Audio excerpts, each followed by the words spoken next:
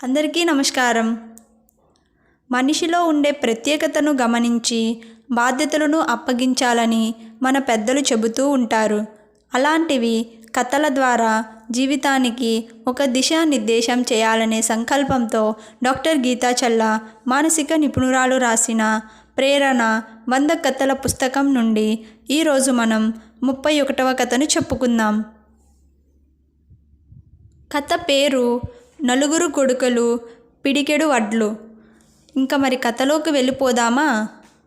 ఆనంద్ అనే వ్యక్తి మంచి వ్యాపారవేత్త. వ్యాపారంలో రాణించి చాలా ఆస్తులను సంపాదించాడు.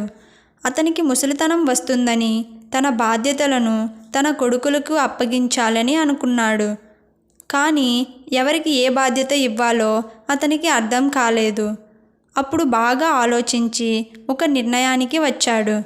నలుగురు కొడుకులను పిలిపించి అందరికీ తలా పిడికెడు వడ్లను ఇచ్చి, నేను 1 సంవత్సరం తర్వాత తీసుకుంటాను, అప్పటి వరకు మీ దగ్గరే ఉంచుకోండి అని అంటాడు. సంవత్సరం గడిచిన తరువాత తిరిగి వచ్చి మొదటి కొడుకుని ఆ వడ్లను ఏం చేశావు అని అడుగుతాడు. అప్పుడు ఆ కొడుకు నలుచుకొని తినేశాను అని అంటాడు. రెండవ కొడుకుని అడగగా కొన్ని రోజులు ఉంచుకొని తరువాత పడేసా అని అంటాడు. మూడవ కొడుకును అడగగా తాను వడ్లని ఒక తెల్ల గుడ్డలో గట్టిగా కట్టి ఒక డబ్బాలో చాలా జాగ్రత్తగా దాచిపెట్టాను అని వాటిని తిరిగి తెచ్చి వాళ్ళ నాన్నకు ఇచ్చాడు.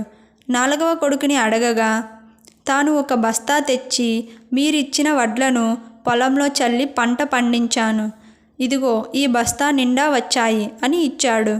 అప్పుడు తండ్రి తన నలుగురు కొడుకులతో ఇలా అన్నాడు, నేను మీలో ఎవరికి ఏ బాధ్యతలను ఇవ్వాలో అని నిర్ణయించుకోవడానికి మీకు ఆ వడ్లను ఇచ్చి సంవత్సరం తర్వాత తీసుకురమ్మని చెప్పాను.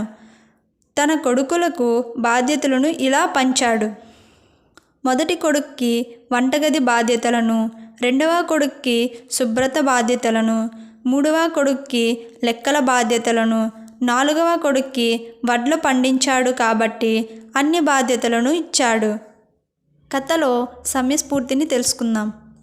10 మంది కలిసి పని చేయాల్సి వచ్చినప్పుడు, ఉదాహరణకు స్కూల్లో, ఆఫీస్లో లేదా ఒక సంస్థలో కావచ్చు, నాయకుడు అనేవాడు బృందంలోని ఆ 10 మంది వ్యక్తులలో ఉన్న వ్యక్తిత్వాన్ని, ప్రత్యేకతను, అభిరుచులను గమనించి దానికి తగ్గట్టుగా బాధ్యతలను అప్పగించాలి.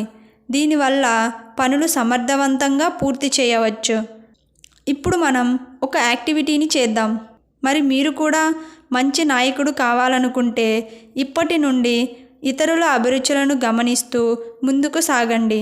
ఇంతటితో ప్రేరణ 100 కథల పుస్తకం నుండి ఈరోజు మన 31వ కథ సమాప్తం.